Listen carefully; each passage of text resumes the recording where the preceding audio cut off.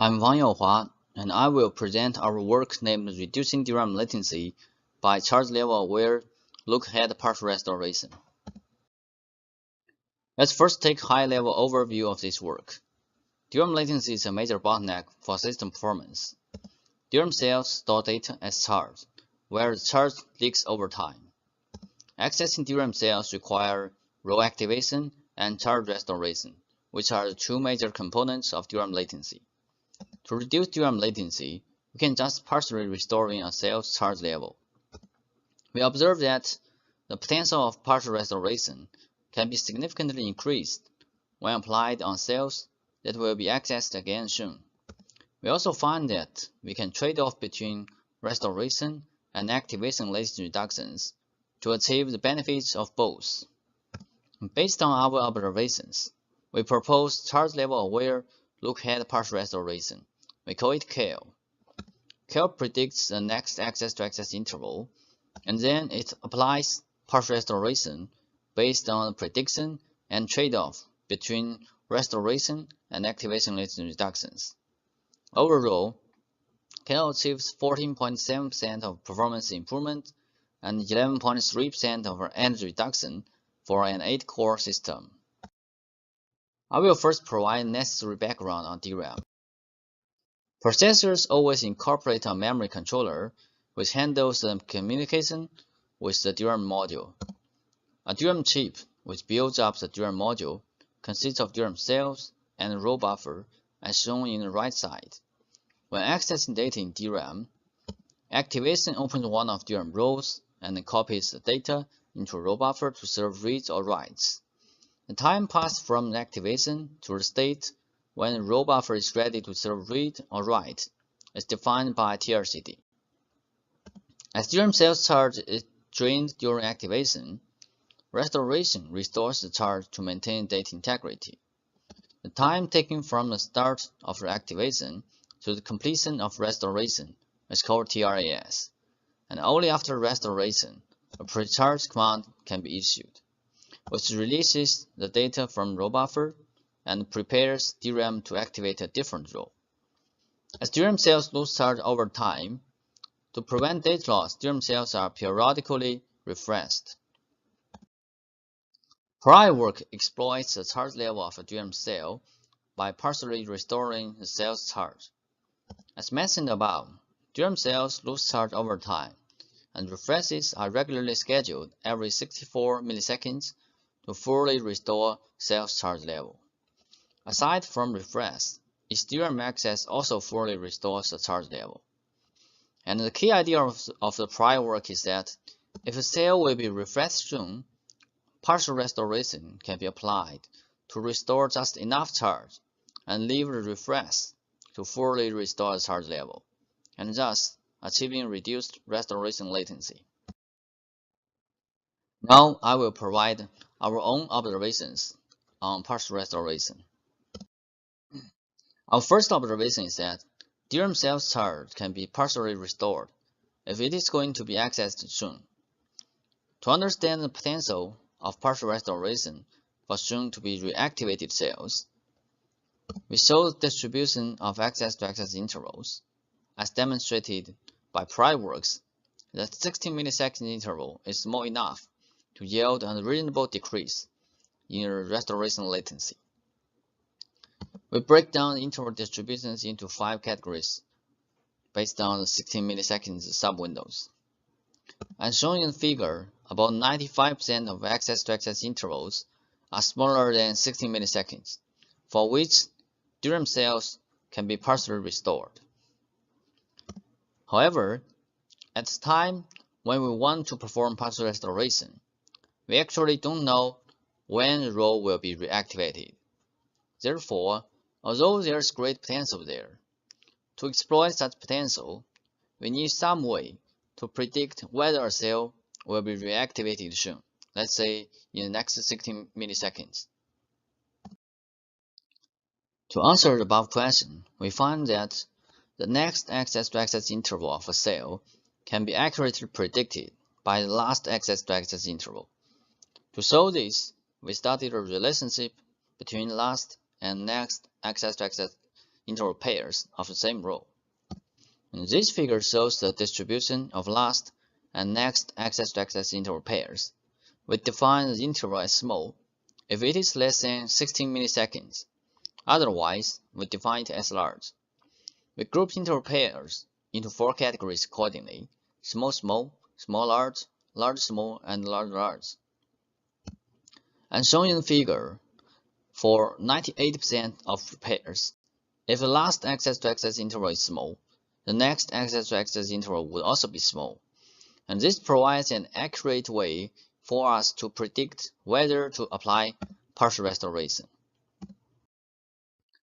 On top of reducing the restoration latency, there are other mechanisms that can reduce the activation latency for DRAM cells, as long as it has high charge level. So, for example, if you look at this graph here, which timelines the access with the bitline voltage changes when we activate a cell. Normally, we have to wait for the full activation latency TRCD. But for a fully charged cell, it turns out that we can reduce TRCD significantly.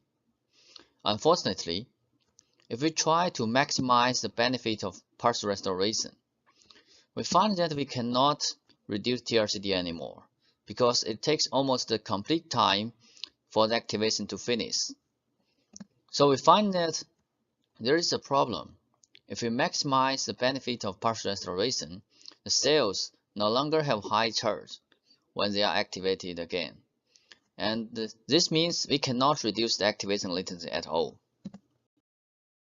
But we can actually try to trade off the benefits of both.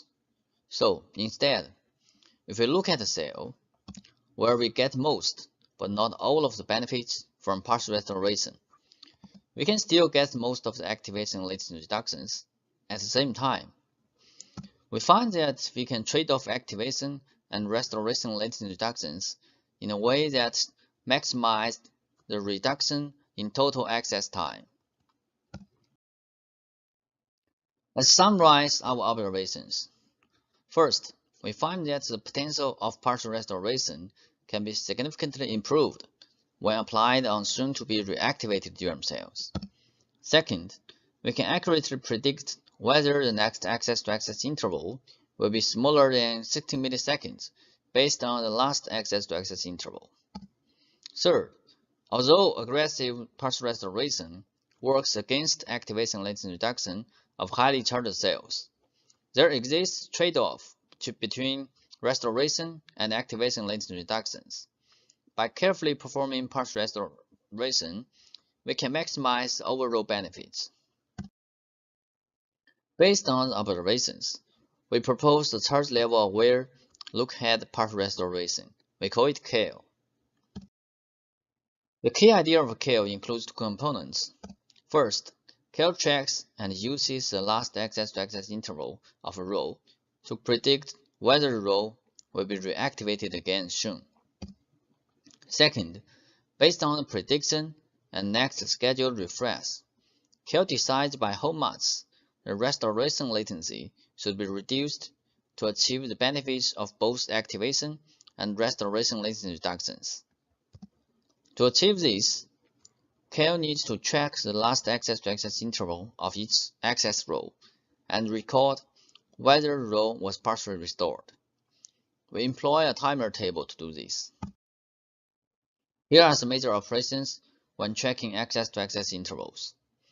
When a DRAM row is accessed initially, an entry is inserted into the table, and the corresponding timer is initialized. The timer in each entry counts down every 1 millisecond. When a row is accessed again, depending on the timer value, if less than 1 millisecond has elapsed, CALE employs both partial restoration and reduced activation. If between 1 and 15 milliseconds has elapsed, CALE employs only partial restoration because the charge level is not high enough to reduce activation latency. If the timer reaches 0, or if the entry is evicted, we need to fully restore the row if it was partially restored before. Now let's discuss our evaluation. We use DRAM simulator Remulator for performance evaluation and build an energy model with CPU, caches, OptiBlink, and DRAM. We set the timer table as 8-way cache-like set associative structure with 256 entries. We use the LRU replacement policy. The area overhead is about 0.1% of a 16 MB last level cache. We employ 20 single-core workloads from multiple benchmark series and categorize them into memory-intensive and non-intensive groups. We also form 20 8-core workloads by randomly choosing from the single-core workloads and vary the memory intensiveness from 25% to 100%. We use an aggressive DDR4 baseline. Besides KO and our baseline, we also evaluate charge cache, which reduces the activation latency for highly charged rows, restore truncation, which reduces restoration latency for soon-to-be refreshed rows, and the combination of activation and restoration latency reductions. We also evaluate the idealized KO, in which all rows are accessed with reduced activation and restoration latencies. Here is the performance gain of KO and other mechanisms. The x-axis is the type of workloads, and the y-axis is the performance gain normalized to the baseline DDR4 DRAM. We make 3 observations. First, by simply combining activation and restoration latency reduction mechanisms, the overall performance is only slightly improved. Second, KO significantly outperforms the other mechanisms and achieves the average performance gain of 7.4% for single-core and 14.7% for 8-core workloads. Third, KO approaches the ideal case, coming within 4.5% on average. Overall, KO significantly reduces the DRAM latency and achieves higher performance gain with the increase of memory intensity. This figure shows the energy reduction of KO. Here the y-axis shows the energy normalized to the baseline. On average, KO reduces system energy by 10.1% for memory-intensive single-core and 11.3% for 8-core workloads. Overall, KO is effective at reducing energy consumption due to a reduction of DRAM latency. We have other results in the paper, including explanations of access-to-access interval distribution, detailed analysis of the trade-off between activation and restoration latency reductions, and how to handle large access-to-access intervals to maintain data integrity. We also perform many sensitivity studies on timer table size, restoration level, row management, address mapping policy, and the temperature effect. To conclude, DRAM latency is a performance bottleneck, and we observe that the potential of partial restoration can be significantly increased when applied on cells that will be accessed again soon. We also find that we can trade off between restoration and activation latency reductions to achieve the benefits of both. Based on our observations, we propose KO, whose key idea is: first, KO predicts the next access-to-access interval, and then it applies partial restoration based on the prediction and trade-off between restoration and activation latency reductions, and achieves the benefits of both. On average, KO achieves 14.7% of performance improvement and 11.3% of energy reduction for 8-core workloads. Thank you very much.